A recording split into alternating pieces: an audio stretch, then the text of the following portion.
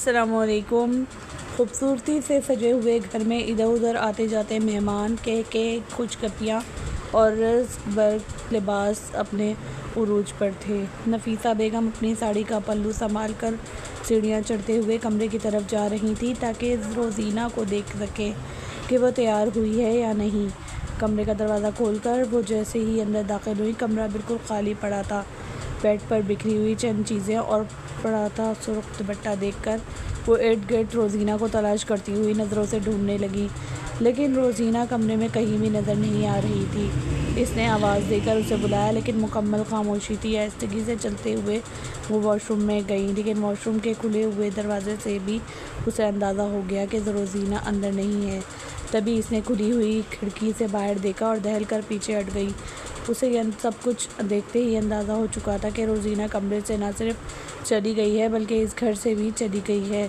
इसने दहलते हुए दिल पर हाथ रख लिया। कुछ देर तो वो नम आँखों से वहीं बैठी रही, लेकिन हालात अभी किस नागिन की तरह मानद इनके सामने थे जिससे इन्हें निपटना था। तभी इसने मोबाइल निकाला और जहांगीर खान के नंबर पर कॉल की। थोड़ी देर के बाद जहांगीर साहब ने कॉल अटेंड किया और इनकी सख्त आवाज़ सुनकर एक बार फिर नफीसा बेगम पर खौफ तारी हुआ। इन्हें ज़रा बराबर अंदाज़ा नहीं हो रहा था कि ये ख़बर सुनकर जहांगीर क्या करेंगे। आप प्लीज़ अभी रोज़ीना के कमरे में आ जाएं। और इसकी बात सुनकर जहांगीर पर हैरत तारी हो गई। आहिस्तगी से वो उठे और रोज़ीना के कमरे की जानिब बढ़े, लेकिन सामने जो खबर इनकी मुंतज़र थी, इन्हें सुनते ही इनका रंग गुस्से से लाल हो गया। आप जानती हैं आप क्या कह रही हैं? रोज़ीना यहाँ से चली गई है और बारात दरवाजे पर खड़ी है। इस उम्र में मेरी इज़्ज़त उछालना चाहती हैं आप? नफीसा बेगम अच्छे से जानती थी कि जहांगीर पर इस वक्त क्या बीत रही होगी। इस इलाके में इनकी अच्छी खासी इज्जत थी और बारात दरवाजे पर खड़ी थी। इन्हें अच्छी तरह अंदाज़ा था कि बारात के लौट जाने का मतलब क्या होता है। आज अगर बारात इनके दरवाजे से खाली हाथ लौट गई तो फिर ज़िंदगी में कभी यहाँ कोई बारात नहीं आएगी। वो इन्हीं सोचों में गुम थी जब जहांगीर खान गुस्से से फनकारते हुए बोले, ये सब कुछ मैं बाद में देख लूँगा, अभी तुम आयत को बुलाओ। रोज़ीना की जगह आयत का निकाह होगा। उन्होंने कुछ ही पल में अपनी इज्जत बचाने के लिए ये फ़ैसला कर लिया था। लेकिन नफीसा बेगम ने हैरत और बेयकीनी से इन्हें देखा।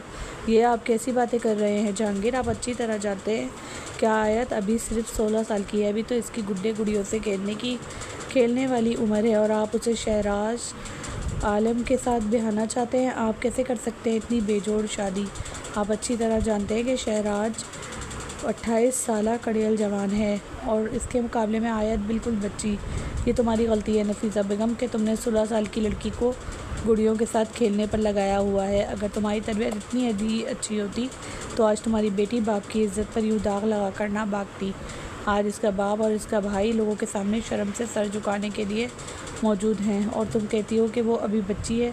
रोज़ीना के लिए मैंने ख़ुद शहराज का इंतखाब किया था और अब इसकी जगह आयत के लिए भी मैं ही शहराज का इंतखाब कर रहा हूँ। जो होगा बाद में देखा जाएगा। फ़िलहाल मुझे अपनी इज़्ज़त बचाने के लिए ये सब कुछ करना पड़ेगा। वो ये सब कुछ कहते हुए बाहर चले गए और नफीसा बेगम बेड पर बैठकर रोने लगी। इनकी नाज़ो पली बेटी थी। इन्हें रह रहकर रोज़ीना पर गुस्सा आ रहा था। अगर वो शादी नहीं करना चाहती थी तो वो पहले ही बता सकती थी।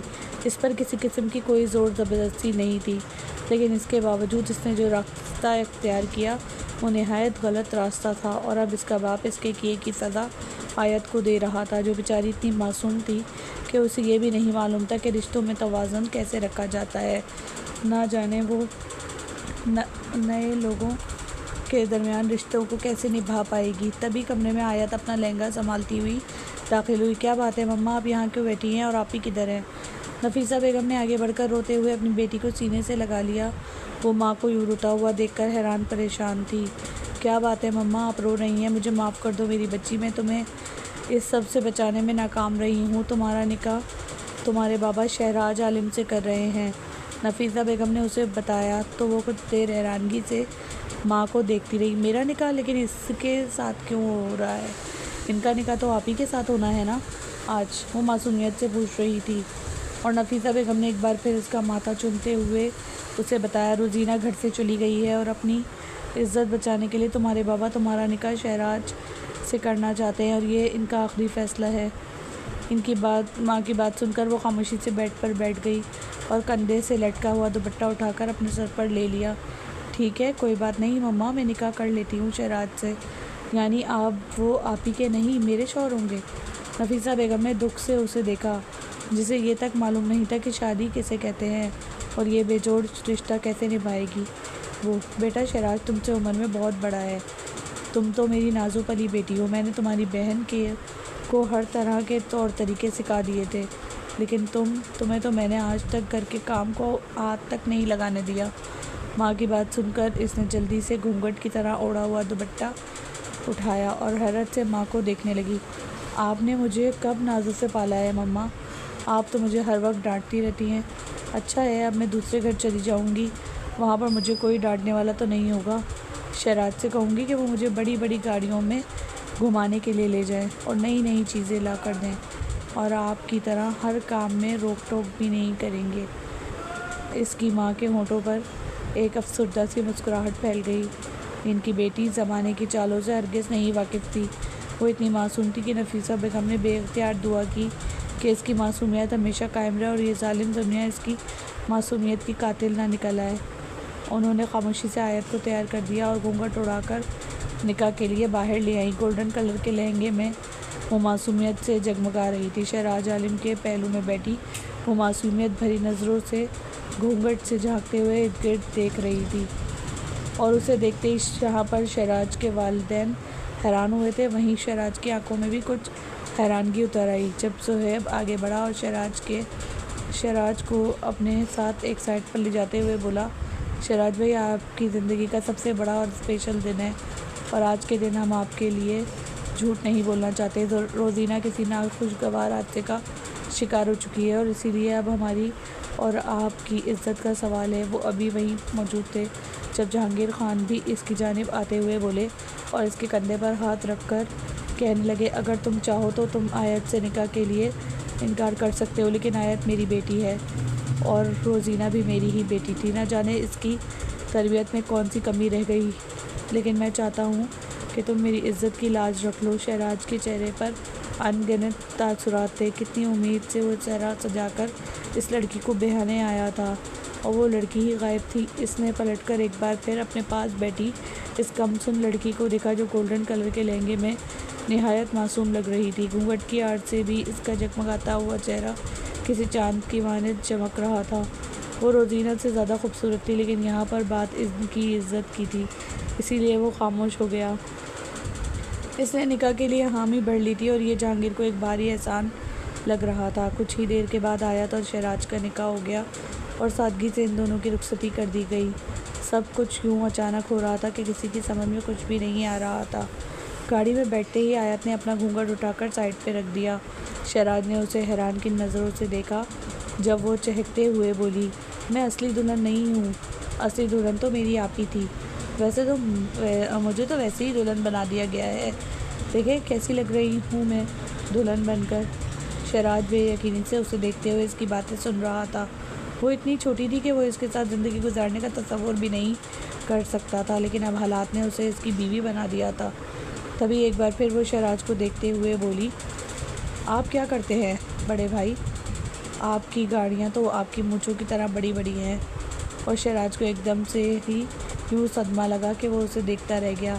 बड़े भाई और मूँछों की तरह बड़ी बड़ी गाड़ियाँ, उसे गुस्सा आने लगा था अब इस लड़की की फजूल बातों पर। तुम सच में इतनी मासूम हो या बस नाटक कर रही हो मेरे सामने? इसने सख्त लहजे में पूछा। जब आयत इसकी आंखों में देखते हुए बोली, नहीं, मैं नाटक नहीं कर सकती, क्योंकि अम्मा ने कहा है कि आपके साथ बिल्कुल ठीक तरीके से रहना पड़ेगा, क्योंकि अब आप मेरे शौहर हैं। यानी वो उसे शौहर मानते हुए भी बड़े भाई के लक़ब से नवाज रही थी। मैं तुम्हारे बाप की वजह से मजबूर होकर तुमसे निकाह कर बैठा हूँ, लेकिन मुझे नहीं पता था कि तुमने मुझसे निकाह क्यों किया है। आखिर को तो मना कर सकती थी कि मैं तुमसे उम्र में काफ़ी बड़ा हूँ। नहीं, मैंने मना नहीं किया। अम्मा ने मुझसे पूछा तो मैं घूंघट ओढ़कर बैठ गई। मैंने सुना है आपके पास बड़ी बड़ी गाड़ियाँ हैं, और वैसे भी अम्मा मुझे हर वक्त डांटती रहती हैं। अब आपके घर आकर दोनों मिलकर रहेंगे। आप मुझे गाड़ी में घुमाने ले जाना, मैं आपके साथ बातें भी करूँगी और हम दोनों मिलकर कार्टून भी देखेंगे। डन। इसने बात करते हुए हाथ शहराज की जानिब बढ़ाया, जिससे वो एकदम से ही नज़रअंदाज कर गया। वो लड़की इसकी सोच से ज़्यादा इमेच्योर थी। और उसे सच में इस सदमे ने आन घेरा था। वो उसे अपने दोस्तों में और बाकी लोगों में कैसे मुतारिफ़ करवाएगा। इसकी ज़िंदगी एक ही दिन में बदल कर रह गई थी। पुरसोच नज़रों से वो सड़क को देख रहा था। इसके जहन में चलती हुई हलचल से हर कोई नावाकिफ़ था। वो चाहता तो अपने फ़ायदे के लिए इसी वक्त इस लड़की से निकाह के लिए इनकार कर सकता था, लेकिन ये सब कुछ इसने क्यों किया, इस राज से सिर्फ वो खुद ही वाकिफ़ था। बड़े भाई आयत ने उसे दोबारा मुखातिब करते हुए कुछ कहना चाहा, जब वो एकदम से ही उसे देखकर भड़क उठा। शट अप, अगर अब तुम्हारी आवाज़ आई तो मैं तुम्हारी ज़बान काट दूँगा।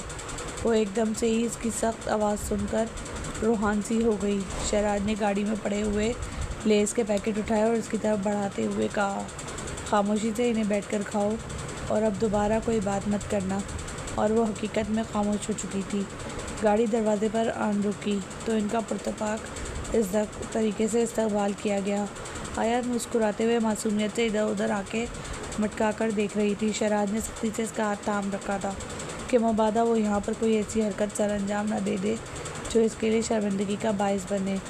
थोड़ी देर की रस्मों के बाद आयत को शहराज के कमरे में पहुँचा दिया गया। इर्द गिर्द के लोगों और उसके दोस्तों ने यही सवाल दोहराया था कि आखिर क्या हुआ, इसका निकाह रोज़ीना के बजाय आयत से कर दिया। लेकिन इसके पास देने के लिए फ़िलहाल ख़ुद भी इस सवाल का जवाब नहीं था। आयत बेफिक्री से बेड पर टेक लगाकर बैठी कमरे की आराइश को देख रही थी। फूलों से सजा हुआ कमरा उसे किसी ख्वाब की मानद लग रहा था, जिसमें वो किसी फेरी टेल की मानद बैठी इतरा रही थी। तभी सितारा बेगम अंदर दाखिल हुई। वो आयत को गुस्से भरी नज़रों से देख रही थी। आयत ने कुछ देर इन्हें देखा और फिर मुस्कुराकर दोबारा इधर उधर देखने में मशगूल हो गई।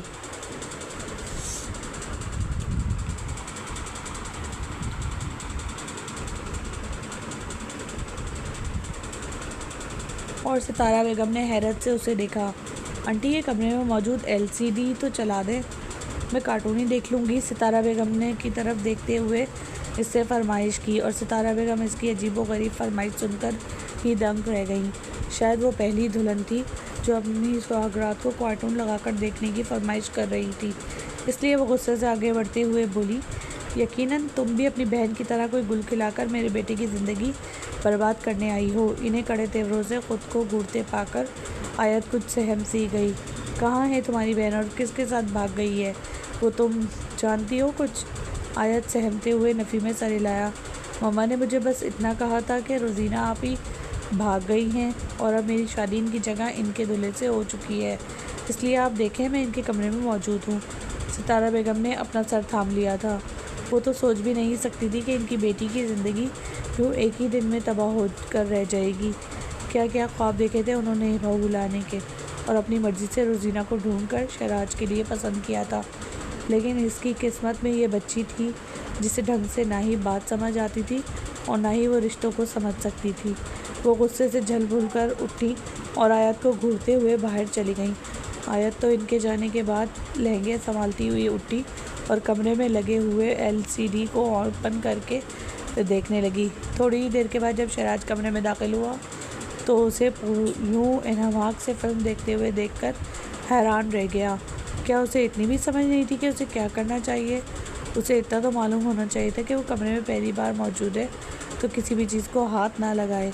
खामोशी से वो अंदर दाखिल हुआ और रिमोट उठाकर LCD बंद कर दी तो आयत ने मुंह बनाते हुए इसकी तरफ देखा और फिर उसे देखकर चहकते हुए बोली, आपने कितनी देर लगा दी आने में?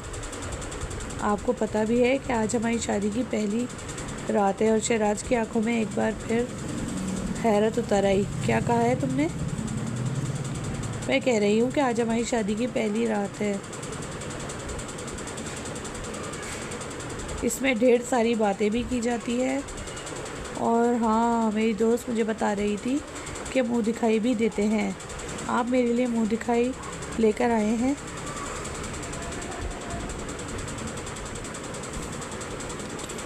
शहराज ने मायने ख़ैज़ी से इससे पूछा। हाँ, बहुत कुछ बताया था। उन्होंने मुझे कहा था कि आप मेरे शौहर हैं, लेकिन बड़े भाई आप तो बहुत अकड़ू हैं। इसकी बात सुनकर शहराज ने एक ठंडी सांस खारिज की। आज के बाद तुमने मुझे बड़े भाई नहीं कहोगी, और अगर तुमने लोगों के सामने या बाद में मुझे बड़े भाई कहकर मुखातिब किया तो मुझसे बुरा कोई नहीं होगा। समझी तुम? इसकी बात सुनकर आयत सर इस बात में हिलाकर रह गई। ठीक है, तो फिर मैं आपको क्या कहूँगी? कुछ भी कहो, लेकिन इतना याद रखना कि मैं तुम्हारा बड़ा भाई नहीं बल्कि शौहर हूँ। ठीक है शौहर जी। इस लड़की को समझाना बहस के आगे बीन बजाने के मुतरादिफ था। शहराज ने उसे चेंज करने के लिए कहा और ख़ुद बेड पर लेट गया। काफ़ी देर के बाद वो वॉशरूम से निकली तो ढीले ढाले शर्ट ट्राउज़र में वो मज़ीद बच्चों की तरह नज़र आ रही थी। शहराज ने इससे नज़रें चुरा ली। वो बिल्कुल बच्ची थी और वो एक कड़िया जवान। हर तरफ से ये रिश्ता बिल्कुल बेजोड़ था, लेकिन वो इसके पास बैठते हुए उसे मुसलसल अपनी बातों में इन्वॉल्व करने की कोशिश कर रही थी। थोड़ी देर के बाद इसकी जल्दी ज़बान को रोकने के लिए शहराज ने इसके लबों पर हाथ रखा तो वो बेख्तियारी सहम गई। वो इसके इतना करीब था कि इसकी सांसों की खुशबू शहराज को अपनी सांसों में घुलती हुई महसूस हो रही थी। आयत का दिल बुरी तरह लरस रहा था। वो जो कुछ देर पहले पटर ज़बान चला रही थी, अब सहमी हुई नज़रों से उसे देखते हुए पीछे जाने की कोशिश कर रही थी। शहराज मुस्कुराहट दबाते हुए उसे देखने लगा। अभी और इस वक्त जाकर खामोशी से सो जाओ, समझ गई ना? वो जल्दी से हाँ में सर हिलाते हुए उठी और बेड के दूसरी जानिब जाकर लेट गई। और वाकई वो थोड़ी देर में सो चुकी थी। इसकी सांसों की भारी आवाज़ कमरे में गूंज रही थी, जिसे सुनते हुए शहराज ने भी आंखें मूंद ली। आयत को रुखसत करने के बाद जहांगीर खान ने इर्द गिर्द से पता करवाने की कोशिश की कि रोज़ीना किसके साथ चली गई है। ज़ुहैब का गुस्से से बुरा हाल था। वो सोच भी नहीं सकता था कि रोज़ीना ये सब कुछ कर सकती है। वो एक दूसरे को बचपन से जानते थे और एक दूसरे की फितरत से वाकिफ़ थे। रोज़ीना इस शादी के लिए बेहद खुश थी। इसे सारी शॉपिंग अपनी मर्ज़ी के मुताबिक की और हर चीज़ अपने लिए परफेक्ट चूज़ की। लेकिन ऐसा कैसे हो सकता था कि फिर उसे अचानक ही याद आया हो कि वो ये शादी नहीं करना चाहती और वो सब कुछ छोड़ छाड़ कर चली गई हो। ज़ुहैब को ज़रा बराबर इस बात पर यकीन नहीं आ रहा था, जबकि जहांगीर खान ने वाज़ेह तौर पर कह दिया था कि वो अब इस घर के लिए मर चुकी है। नफीसा बेगम का तो रो रो कर बुरा हाल था। वो तो सोच भी नहीं सकती थी कि इनकी बेटी ये कदम उठा सकती है और दूसरी बेटी के लिए वो हद से ज़्यादा फ़िक्रमंद थी। हो सकता था कि शहराज और इसके घर वाले आयत से रोज़ीना का बदला लेना शुरू कर दें। हालांकि इस सब में इसकी कोई गलती नहीं थी। वो मासूम तो जानती भी नहीं थी। लाउंज में बैठे हुए वो अभी इसी कशमकश का शिकार थे जब जहांगीर साहब को कॉल मौसूल हुई। उन्होंने कॉल अटेंड किया और बात सुनकर इनके चेहरे का रंग एकदम से ही मुतगय्यर हो चुका था। लेकिन ये सब कुछ कैसे हो सकता है? अपने बाप का परेशान लहजा देखकर ज़ुहैब के चेहरे पर भी परेशानी फैल गई। वो परेशानी से अपने बाप को देख रहा था। जहांगीर ने फ़ोन बंद किया और एकदम से ही सोफे पर ढेर हो गए। नफीसा बेगम जल्दी से इनकी जानिब बढ़ते हुए बोली, क्या बात है जहांगीर, किसका फ़ोन था और क्या कह रहा था? लेकिन वो गुमसुम बस सर झुकाए बैठे थे। बाबा, ज़ुहैब की आवाज़ पर उन्होंने गमज़दा नज़रें उठाई और आहिस्तगी से इन्हें बताने लगे, जिसे सुनकर वहाँ मौजूद नफूस धक से रह गए।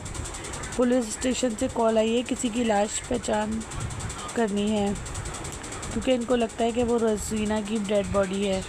इनकी आवाज़ किसी गहरे कुएं से आती हुई मालूम हो रही थी और नफीसा बेगम तो ज़मीन पर गिर गई। ज़ुहैब जल्दी से इनकी जानिब बढ़ा और इन्हें सहारा देकर मुलाजमों को पानी लाने के लिए कहा। वो अंदर ही अंदर शिद्दत से दुआ मांग रहा था कि खुदा करे ये सब कुछ झूठ हो, ऐसा कुछ भी नहीं हो, लेकिन हकीकत इनके सामने थी। थोड़ी देर बाद नफीसा बेगम की तबीयत संभली तो वो लोग थाने की जानिब चले गए। गाड़ी में बैठे तीनों अपनी बेकरार धड़कनों को संभाल कर दिल में दुआ कर रहे थे कि खुदा करे इनका ये खदशा कभी भी सच साबित ना हो। थाने में पहुंचकर नफीसा बेगम तो गोया इंस्पेक्टर के गले ही पड़ गई। आप ऐसा कैसे कह सकते हैं कि मेरी फूल जैसी बच्ची मुर्दा हालत में मिली है? मुझे दिखाएं कहाँ है वो? रोज़ीना, रोज़ीना, वो पागलों की तरह अपनी बेटी को पुकारते हुए अंदर जा रही थी और जहांगीर साहब इन्हें मुसलसल संभाल रहे थे। इंस्पेक्टर ने इन्हें एक लड़की की डेड बॉडी के करीब लाकर कहा,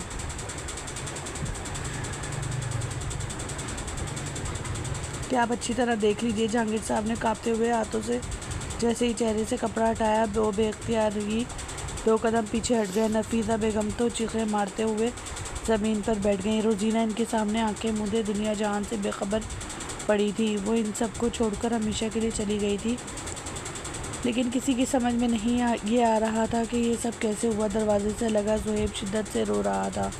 रोज़ीना और वो जुड़वा बहन भाई थे और शुरू से ही रोज़ीना और इसकी दोस्ती थी। इसका दिल किसी भी हालत पे कबूल नहीं कर रहा था कि इसकी बहन सिर्फ चंद घंटों के अंदर अंदर इन्हें हमेशा के लिए छोड़कर चली गई। इंस्पेक्टर ने इन्हें तफसील बताते हुए बताया कि इस लड़की को सड़क पर जाते हुए किसी गाड़ी ने हिट किया है, जिसकी वजह से सर में चोट लगने के बाद इनका इंतकाल हो गया है। उन्होंने अरूसी जोड़ा पहना हुआ था, जिसकी वजह से लोगों को लगा कि ये एक पुलिस केस है, इसलिए वो इस लड़की को उठाने के लिए आगे नहीं बढ़े। अब ये आप लोगों के सामने है। क्या इसके साथ कोई और भी था? जहांगीर ने रोती हुई आवाज़ से इनसे पूछा, जब ऑफिसर ने नफ़ी में सर हिलाते हुए कहा, नहीं, इनके साथ कोई और नहीं था, ये अकेली थी, लेकिन इनके हाथ में मौजूद ये छोटा सा कागज़ मिला है। इसके अलावा किसी किस्म की कोई चीज़ या सबूत इनके पास मौजूद नहीं था। ज़ुहैब ने वो टुकड़ा लेकर आहिस्तगी से जेब में डाल लिया। न जाने उसे क्या हुआ था और क्यों वो एकदम से ही इन्हें छोड़कर चली गई। इनके अंदर इतना हौसला नहीं था कि अब वो मज़ीद इन्वेस्टिगेशन करते, इसलिए इसकी डेड बॉडी को लेकर घर आ गए। नफीसा बेगम पूरी रात रोती रही। इसने जहांगीर को कहा था कि आयत को भी बुला लें। जब जहांगीर ने ठंडी आह भरते हुए कहा, मैं जानता हूँ कि मेरी एक बेटी मुझे हमेशा के लिए छोड़कर चली गई है, जिसके बदले मैंने अपनी दूसरी बेटी का निकाह करके इन लोगों के हवाले कर दिया है।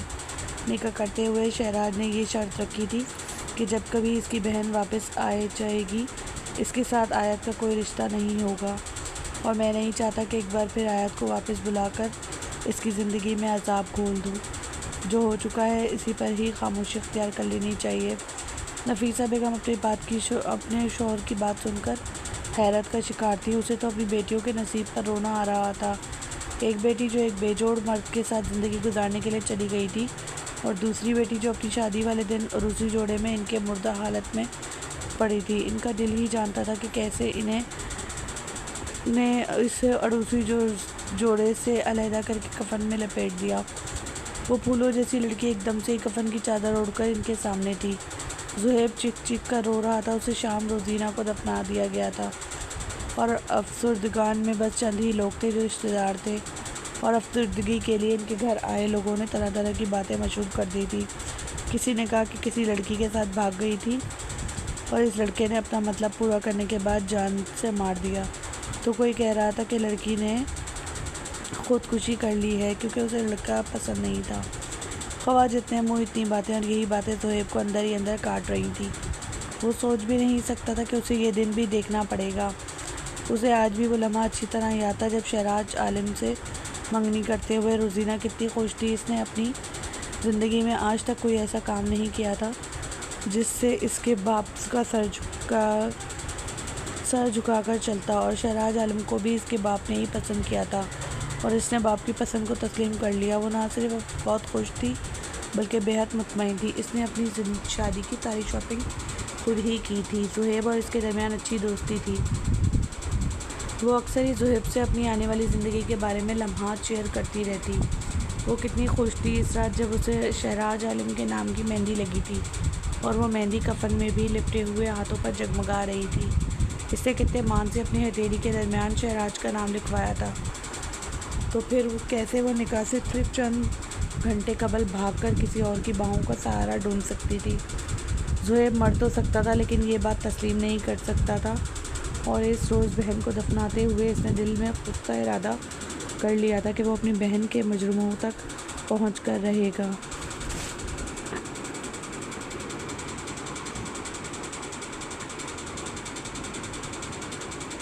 वो कभी भी असल राज पर पर्दा नहीं डालेगा। वो ढूंढ कर रहेगा कि आखिर कौन सी ऐसी गेम का शिकार इसकी बहन हुई जो जान से हाथ धो बैठी है, चाहे फिर इस मकसद के लिए कोई भी इसके साथ ना हो। इस शाम इसने बाप से भी इस बात का जिक्र किया कि मैं हर हाल में रोज़ीना के कातलों को ढूंढ कर रहूँगा। मैं इस बात का पता लगा कर रहूँगा कि रोज़ीना किसके कहने पर यहाँ से गई थी और इसके साथ मुलव्विस शख्स कौन था। बाबा मैं यूँ खामोशी से हाथ पर हाथ धरे नहीं बैठ सकता। जहांगीर साहब जानते थे कि वो जवान खून है, उसे मरना करने का कोई फ़ायदा नहीं होगा। इसीलिए उन्होंने उसे इतना कहा था कि कम से कम अपने बूढ़े बाप की इज़्ज़त का ख्याल रख लेना, इतना जान लेना कि लोग मुझे कहीं का नहीं छोड़ेंगे। पहले भी मेरे ख़िलाफ़ जितनी बातें बन चुकी हैं मैं वही बर्दाश्त कर लूँ, मेरे लिए काफ़ी है। और ज़ुहैब चुपचाप उठकर कमरे में चला गया। 3 दिन तक घर में बिल्कुल शौक का आलिम था। ना ही किसी ने आयत की खबर ली और ना ही वो वापस पलट कर आई। शहराज काम के सिलसिले में 3 दिनों के लिए घर से बाहर चला गया था और इसने उसे यही कहा था कि जब मैं वापस आऊँगा तो तुम्हें तुम्हारे मायके वालों से मिलवा कर ले आऊँगा, लिहाजा इतना बेसब्र होने की ज़रूरत नहीं है। और वो बस खामोश हो गई। उसे शिद्दत से अपने माँ बाप याद आ रहे थे और भाई भी। इस घर में आकर उसे एहसास हुआ था कि वो इन लोगों से बिछड़ गई है, जिन लोगों के बगैर वो एक पल भी नहीं रह सकती थी। सारा दिन कमरे में पड़े पड़े वो बोर होती रहती। घर में कोई भी ऐसा इंसान नहीं था जो इससे बात करता सिवाय इसकी सास के, और वो भी जली कटी सुनाकर उसे मज़ीद अफसरदा कर देती। सितारा बेगम के अंदर से तो ये दुख ही नहीं ख़त्म हो रहा था कि इन लोगों ने इनके साथ धोखा किया है। बड़ी बहन का रिश्ता देने के बाद उन्होंने धोखे से अपनी छोटी बेटी का हाथ इनके बेटे के हाथ में थमाकर गोया जान छुड़वा ली है। इनकी अपनी कोई बेटी नहीं थी, इसलिए वो कभी भी नहीं जान सकती थी कि माँ बाप कभी भी अपनी बेटियों का हाथ किसी के हाथ में देकर जान नहीं छुड़वाते। वो अक्सर ही आयत को ये ताना दिया करती कि तुम्हारे माँ बाप ने तो पलट कर तुम्हारी खबर ही नहीं ली, और वो बस अफसरदगी से कमरे में जाकर रोने लग जाती। उसे अपने माँ बाप से ये शिकवा होने लगा था कि उन्होंने 3 दिनों में इसकी खबर तक नहीं ली। क्या वो लोग इससे इतना उकता चुके थे? इस रोज़ भी शहराज वापस आया तो वो सोफे पर अफसरदा हालत में बैठी हुई थी। शहराज ने उसे हैरत से अफसरदा मूड में देखा तो वो लड़की जब से इसके घर में आई थी अपनी शरारतों और चंचल तबीयत की वजह से हर वक्त हंसती खेलती रहती। उसे ज़रा बराबर परवाह नहीं थी कि ये इसका ससुराल है या अब इसकी शादी हो चुकी है। उसे तो इस बात की भी फिक्र नहीं थी कि अब इसकी उम्र 16 साल की हो चुकी है और इस पर जिम्मेदारियों का बोझ आन पड़ा है। उसे बस फिक्र थी तो अपने प्लान्स की, अपने खेलों की, अपनी आदतों की और इन्जॉय करने की। लेकिन आज उसे अफसरदा हालत में देखकर शहराज के दिल को कुछ हुआ। वो आहिस्तगी से इसके करीब जाकर बैठ गया। क्या हुआ, आज तुम्हारे मुँह पर 12 क्यों बज रहे हैं? आयत ने चौंक कर उसे देखा। उसे मालूम ही नहीं हुआ था कि कब वो कमरे में आया और इसके इतना करीब आकर बैठ गया। एक पल के लिए इसकी आंखों में शौक़ी उभरी और फिर मासूम होकर दोबारा अफसरदगी छा गई। शहराज फुर्सत से इसके सारे तासुरात मुलाहिज़ा कर रहा था। क्या बात है, तुम इतनी खामोश क्यों हो? क्या तुम्हें किसी ने ढेर सारे पैसे दिए हैं खामोश रहने के लिए? वो शरारत से मुस्कुराते हुए बोला, जब वो एकदम से देखते हुए फट पड़ी। मुझे कोई ज़रूरत नहीं है आपकी और आपके पैसों की। आपकी मम्मा तो हर वक्त मुझे डांटती रहती हैं, और एक मेरी मम्मा है जिन्होंने पलटकर मुझे देखा भी नहीं कि मैं ज़िंदा हूँ या मर चुकी हूँ। आप सब लोग एक जैसे हैं। आयत को किसी की भी ज़रूरत नहीं है, ना माँ बाप की और ना शौहर की। वो खुद ही अपनी ज़िंदगी जी लेगी। इसकी शिकायत सुन के इसकी आंखों में नन्हे नन्हे आंसुओं के कतरे देखकर शहराज दिल से मुस्कुरा उठा। कम से कम उसे ये सुनकर खुशी तो हुई थी कि वो बड़े भाई से डायरेक्ट शौहर पर आ चुकी थी। यकीनन उसे अब अंदाज़ा हो चुका था कि भाई और शौहर में कुछ फ़र्क होता है। क्यों भाई, ऐसा क्या कहा है मेरी मम्मा ने? और तुम्हारी मम्मा, तुम तो खुद ही कहती हो कि इन लोगों ने तुमसे जान छुड़वा लिया है। वो तो पहले भी तुम्हें डांटती रहती थी। हाँ, अगर उन्होंने मुझसे जान छुड़वा लिया तो कोई बात नहीं, मैं भी इन्हें मिस नहीं कर रही। कहते हुए 2 नन्हे नन्हे आंसू इसके रुखसारों पर बह निकले। शहराज दिल से मुस्कुरा उठा। यानी वो इनको मिस कर रही थी और अपनी ज़बान से इस बात का इकरार भी नहीं कर रही थी। इसे अपना हाथ आगे बढ़ाते हुए इसके रुखसार पर बैठे हुए आंसू के कतरों को साफ़ कर दिया। अब जल्दी से नीचे आ जाओ, मेरे लिए चाय लेकर आओ। चाय पीने के बाद अच्छी तरह तैयार हो जाओ, मैं तुम्हारे बाबा और मामा से मिलवाने के लिए तुम्हें लेकर जा रहा हूँ। शहराज की बात सुनकर आयत ने बेयकीनी से उसे देखा और फिर झट से उछलकर खड़ी हो गई। वो अपनी हरकतों पर वापस आ चुकी थी। शहराज ने आंखें घुमाकर उसे देखा, लेकिन इससे पहले ही वो जल्दी से दौड़ते हुए कमरे से बाहर चली गई।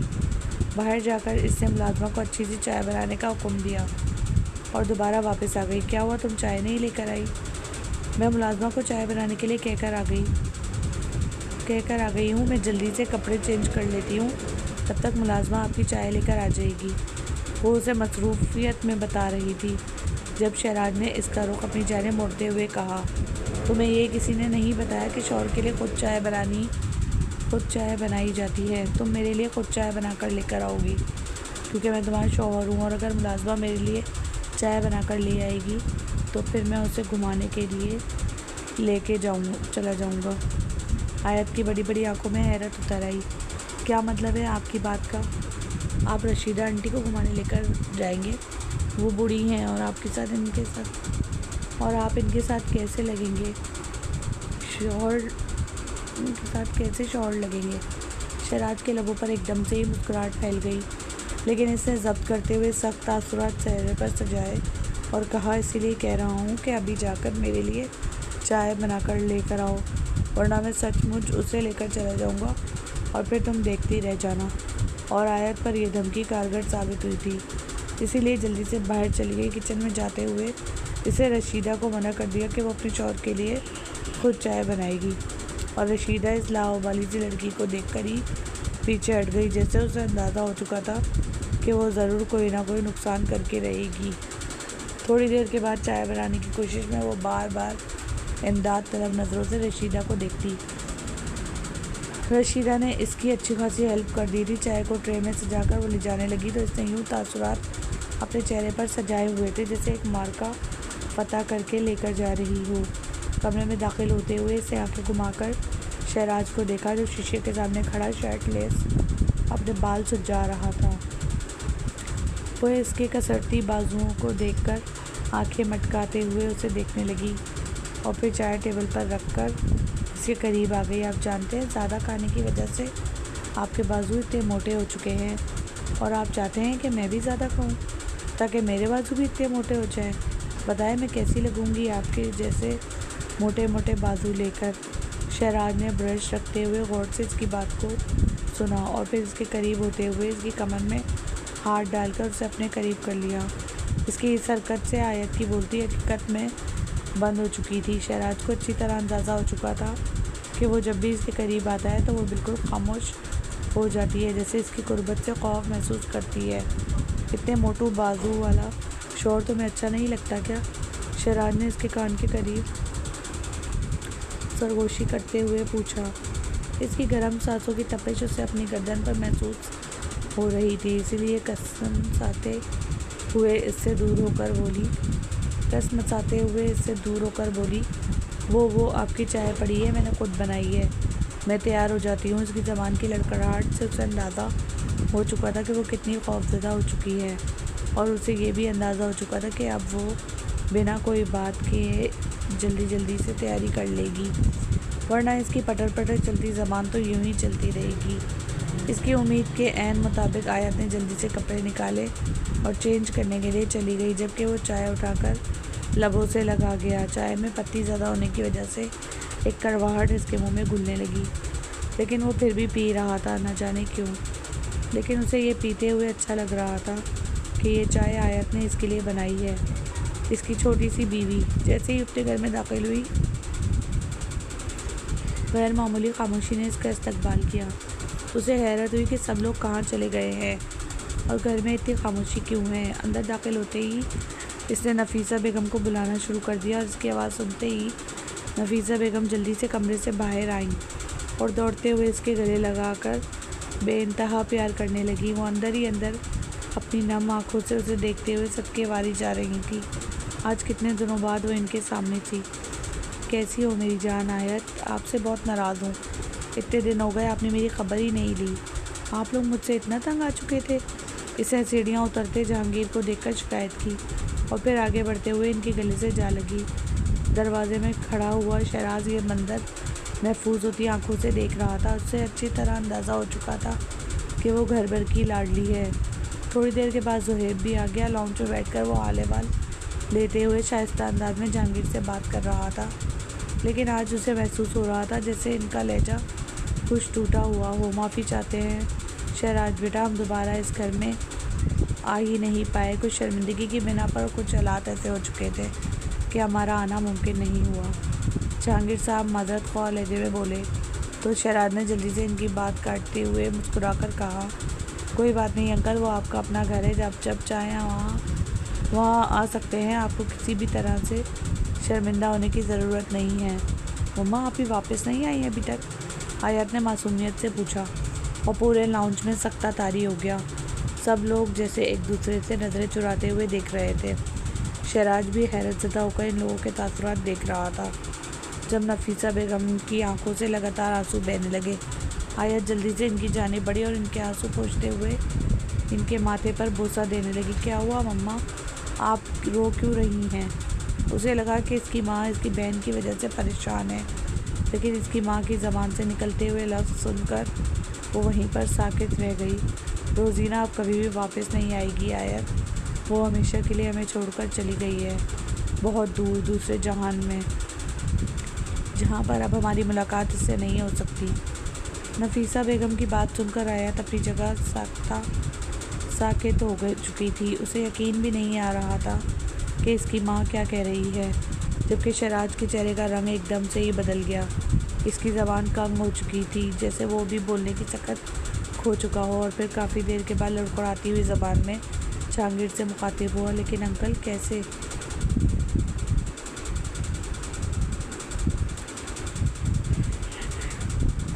पता नहीं बेटा, इस रोज़ शाम को हमें पुलिस स्टेशन से कॉल आई और एक लड़की की डेड बॉडी की शिनाख्त करने के लिए बुलाया गया, और वो रोज़ीना ही थी। इस रात हमने रोज़ीना को दफन कर दिया और आयत को इस बारे में इत्तला नहीं दी कि हो सकता है कि आप लोग उसे ना आने दें। वो गर्दन झुकाकर उसे बता रहे थे, और शहराज का दिल एकदम से ही अटक कर धड़कने लगा। उसे अंदाज़ा भी नहीं था कि ये सब कुछ हो जाएगा, जबकि आयत बेयकीनी से माँ बाप को देखते हुए रो रही थी, जिन्होंने इसकी बहन का आखिरी दीदार भी उसे नहीं करने दिया। रो रो कर इसका बुरा हाल था। शहराज उसे वो रात वहीं पर ठहरा कर चला गया। उसे नहीं लगता था कि वो वापस आने के लिए तैयार है। उसे लगा जैसे इसकी फैमिली को इसकी ज़रूरत है, और शायद शहराज को खुद भी फिल वक्त तन्हाई की ज़रूरत थी, और कुछ लम्हात वो अपने साथ बिताना चाहता था। पूरी रात ही नफीसा बेगम उसे हौसला देती रही। वो तो खुद अपनी बेटी की मौत पर टूट चुकी थी। इनमें इस वक्त नहीं थी कि वो किसी को भी हौसला दे पाते। लेकिन आयत अपनी बहन को याद करते हुए बुरी तरह रो रही थी। इसके कमरे की हर चीज़ निशानी के तौर पर इनके पास मौजूद थी, लेकिन वो नहीं थी जिसकी मलकियत ये सब कुछ था। ज़ोएब खामोशी से उठा और कमरे में चला गया। बेड पर बैठते हुए एक बार फिर इसकी आंखों से लगातार आंसू बहने लगे। इसका दम घुट रहा था।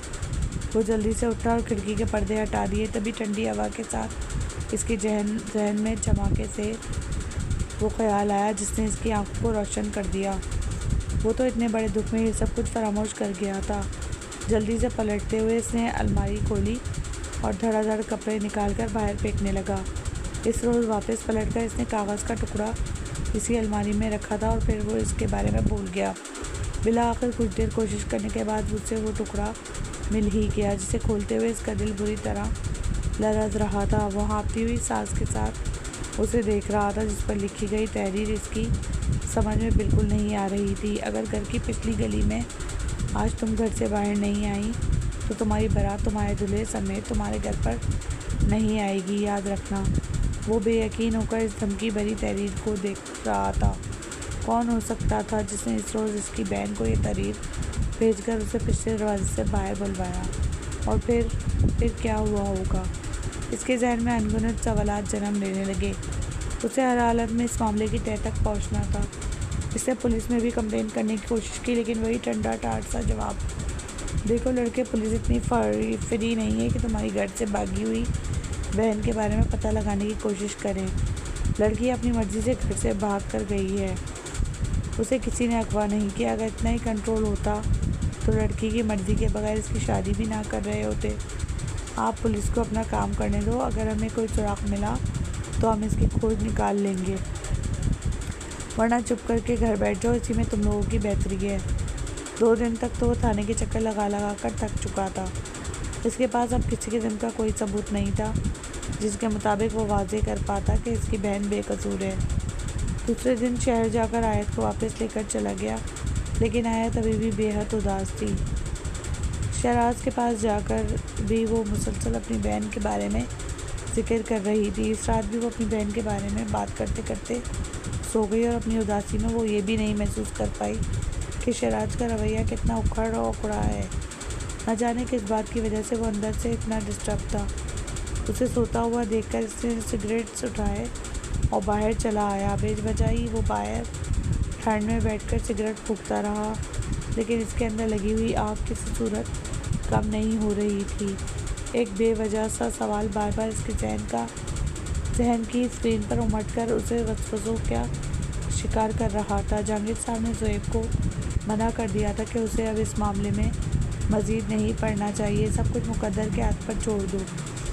अगर अल्लाह ने चाहा तो इसकी बहन के बारे में ज़रूर कोई ना कोई सुराग मिल जाएगा। लेकिन ज़ोएब को 100% यकीन था कि इसकी बहन के साथ कुछ ना कुछ ज़रूर गलत किया गया है, वरना वह एक बहादुर और पुरस्कार लड़की थी।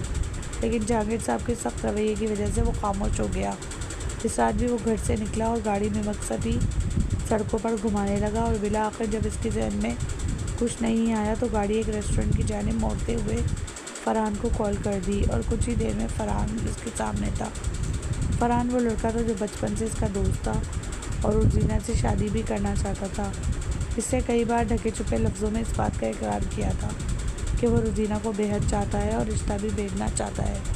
लेकिन इसके बाद के फैसले के मुताबिक रोज़ीना की शादी शहराज से तय पा गई। फ़रहान और उसकी फैमिली भी शादी में मौजूद थे, और इसके बाद इससे फ़रहान से किसी भी बात का जिक्र नहीं किया था। आज फ़रहान उसे रात दर्जा डिस्टर्ब देखकर खुद भी परेशान हो चुका था। क्या बात है, तू इतना परेशान क्यों नज़र आ रहा है? इसे सवालिया लहजे में पूछा तो ज़ोएब ने अपनी सुर्ख आँखें इसके चेहरे पर गाड़ते हुए कहा, मेरी बहन रोज़ीना का इंतकाल हो गया है। और इसकी ज़बान से निकले हुए अल्फाज सुनकर सामने बैठा फ़रहान थोड़ी देर के लिए उसे देखता रह गया। वो तो इस रोज़ निकाह से पहले वापस आ गया था कि कम से कम उसे किसी और का होते हुए ना देखना पड़ता। और ये सब कुछ कैसे हुआ? और फिर ज़ोएब ने उसे शुरू से लेकर आखिर तक पूरी कहानी सुनाई। फ़रहान बस खामोशी से उसे सुनता रहा। इस तहरीर के बारे में जानने के बाद फ़रहान को भी तजुस ने आन घेरा था कि इस पे पीछे एक गहरा राज हो सकता है। वो जो भी था, इसे रोज़ीना को घर की पिछली तरफ बुलाया तो ऐसे क्यों नहीं करता कि घर के पिछली जानिब लगे गए कैमरों से फुटेज निकाल ले। तो ज़ोएब की आंखें एकदम से ही चमक उठी। यह ख्याल तो इसके जहन में आया ही नहीं था। वो जल्दी से घर आया। फ़रहान की बात पर अमल करते हुए इसने इस रात की फुटेज निकलवाई, और जो मंजर इसके सामने था वो इसका दिल दहला कर रह गया। कमरे की पिछली जानिब से रोज़ीना और उसी जोड़े में बाहर आई। वहाँ पर एक गाड़ी इसका इंतज़ार कर रही थी। कुछ देर तो वो दरवाजे के करीब खड़ी होकर किसी से बात नहीं करती रही, जैसे उसे समझाने के कायल करने की कोशिश कर रही हो, और फिर खामोशी से गाड़ी के अंदर बैठ गई और गाड़ी वहाँ से चली गई। ज़ोएब ने गाड़ी की नंबर प्लेट से नंबर लिख लिया। अब अगला मरहला था नंबर प्लेट की मदद से ऑनरशिप निकलवाना, और इस काम में भी फ़रहान ने इसकी मदद की।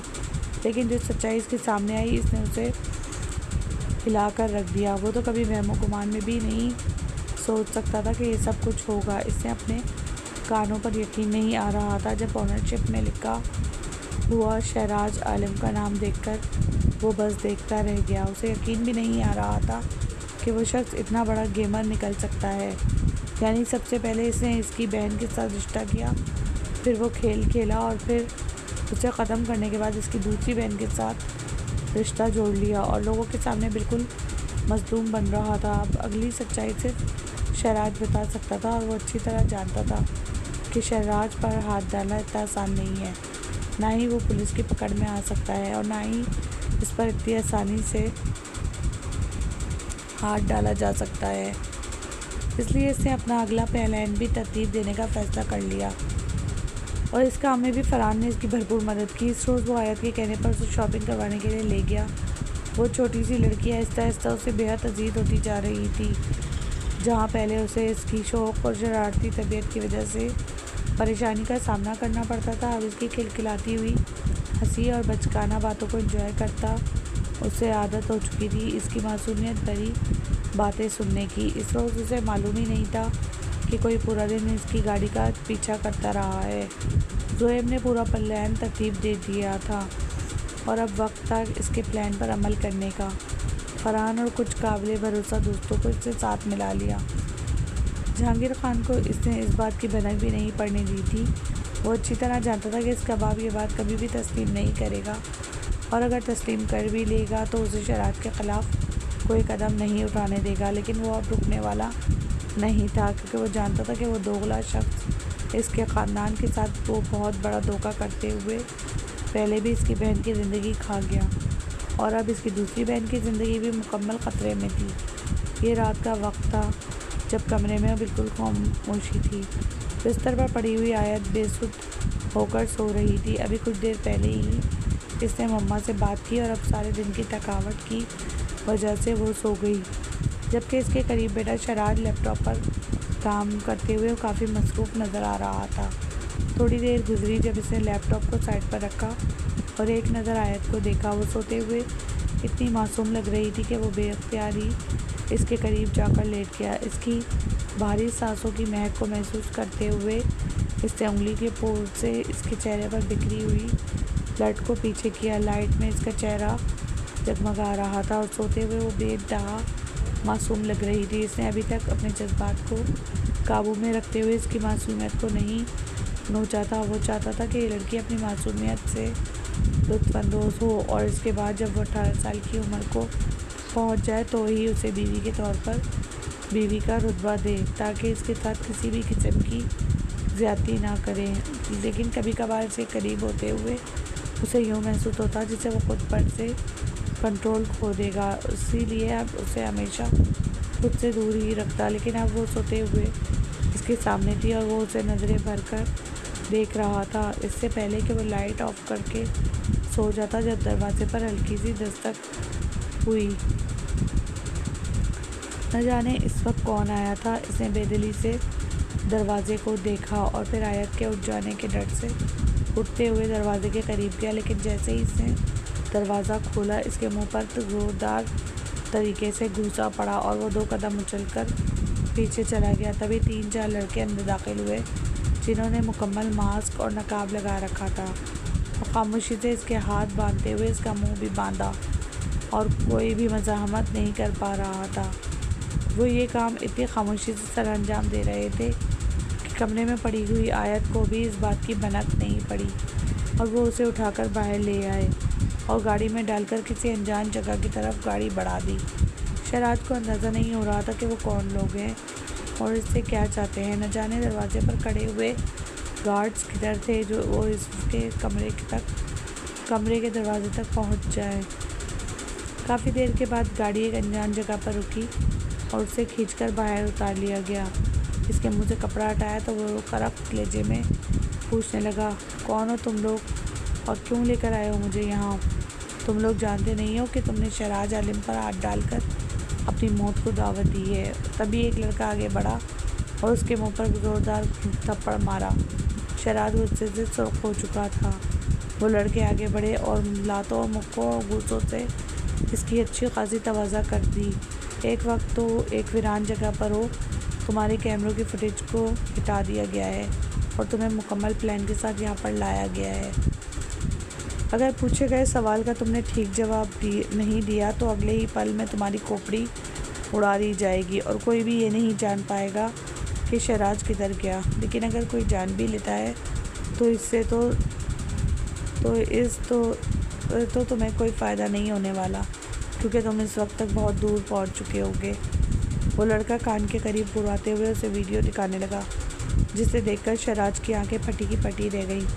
मुझे बताओ, ये गाड़ी यहाँ पर क्या कर रही है और इसके पीछे क्या हकीकत है? अगर तुमने सच के अलावा किसी भी बात को बयान करने की कोशिश भी की तो तुम्हारी खोपड़ी उड़ा दी जाएगी। वो चारों तरफ से इस पर गन तान कर खड़े थे और उसे हर तरफ अपनी मौत नज़र आ रही थी, इसीलिए सच के अलावा कोई चारा नहीं था। ये मेरी होने वाली बीवी रोज़ीना थी, जिससे इस रोज़ मेरी शादी होने वाली थी। लेकिन मैं इससे शादी नहीं करना चाहता था, क्योंकि वो मेरे साथ यूनिवर्सिटी में पढ़ती थी और एक रोज़ इसने मुझे थप्पड़ मारा था और मैं इससे इसी ज़िल्लत का बदला लेना चाहता था। जिस रोज़ वो दुल्हन बनकर मेरा इंतज़ार कर रही थी, मैंने उसे बाहर बुलाया और मेरा इरादा था मैं गाड़ी में डालकर उसे कुछ फासले पर छोड़ दूंगा और इससे दस्तबरदार हो जाऊंगा। वापस आकर वो लोगों में इसी बात पर मशहूर हो जाएगी कि वो किसी लड़के के साथ भाग गई है। उसे बदकिरदारी की वजह से सारी ज़िंदगी अपने बाप की दहलीज पर बैठी रह जाएगी और फिर मैंने वहाँ पर इसकी बहन से निकाह कर लिया था कि वो वापस भी आए, तो सारी ज़िंदगी मुझे अपनी बहन के साथ देखकर अज़ाब सहती रहे। लेकिन मुझे ये अंदाज़ा नहीं था कि इस रोज़ इसका एक्सीडेंट हो जाएगा और वो जान की बाजी हार जाएगी। मैंने कभी भी ये नहीं सोचा था कि मैं उसे जान से मार दूंगा, और ना ही कभी मैंने इसकी बहन से बदला लेने की कोशिश की है, बल्कि मैं तो उसे पसंद करने लगा हूँ और अपने किए पर शर्मिंदा हूँ। तभी ज़ोएब ने अपने मुंह से मांस खटाया और शराज को एक और झटका लगा। उन्होंने इसके सारे बयान को रिकॉर्ड कर लिया था। उन्होंने उसे गाड़ी में डाला और ले जाकर थाने पे खवा दिया। अब इनके पास वो रिकॉर्ड सब बतौर सबूत मौजूद था। वो अच्छी तरह जानता था कि शराज आलिम के हाथ इतने लंबे हैं कि वो चंद ही दिनों में जेल से बाहर आ जाएगा। इसे घर आते ही सबसे पहले अपने बाप को अपनी बहन की पाकदामनी का यकीन दिलाया और फिर उसे वो सबूत दिखाए, जिसे देखकर इनके घर में एक बार फिर सिर्फ मातम बिछ चुका था। जहांगीर खान के पास पछतावे के अलावा कुछ भी नहीं था। उन्होंने जल्दबाजी में अपनी दूसरी बेटी की ज़िंदगी भी बर्बाद कर दी। पूरे शहर में ये बात मशहूर हो गई कि हर टीवी चैनल ने उसे उछाला। शराज आलिम की इज्जत दो कौड़ी की रह गई। आयत को इस बाप घर लेकर आया। इस रोज़ वो घर वापस आया तो आयत का खलानामा इसका मुंतज़र था, यानी इसके मुकाफात का सिलसिला शुरू हो चुका था। आयत को इसकी हकीकत जान लेने के बाद एक शदीद दुख ने आन घेरा। वो अब इसकी आदी हो चुकी थी और उसे अपना शौहर मानती थी, लेकिन मुकद्दर को कुछ और ही मंजूर था। अब वो हरगिज़ इस शख्स के पास नहीं जाना चाहती थी जिसकी वजह से इसकी बहन जान की बाजी हार गई। शराज पर मुसलसल दबाव दिया जा रहा था कि वो आयत को तलाक दे दे, और इस रोज़ इसने सबके सामने तलाकनामे पर दस्तखत करते हुए इससे हमेशा के लिए अपना ताल्लुक़ तोड़ दिया। लेकिन न जाने क्यों अब उसे पछतावे ने आन घेरा था। इस लड़की से बिछड़ जाने का दुख इसके दिल पर इस कदर हावी हो चुका था कि इसकी रातों की नींद भी उड़ चुकी थी। इसके ज़मीर का बोझ उसे रात दिन ये कहते हुए सताता रहता, थप्पड़ का बदला थप्पड़ से चुकाया जा सकता है। ज़रूरी तो नहीं किसी को बदकिरदारी का दाग देकर वो बदला चुकाया जाए और फिर आपकी वजह से कोई जान की बाजी हार जाए। एक थप्पड़ की कीमत इतनी ज़्यादा तो नहीं हुआ करती, लेकिन अब वक्त गुजर चुका था। इसने अपना सब कुछ खो दिया।